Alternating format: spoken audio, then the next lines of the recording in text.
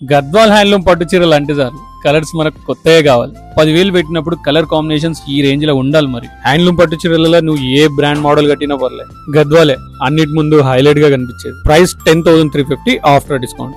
Bargaining చేసే choice అయితే లేదనుకో.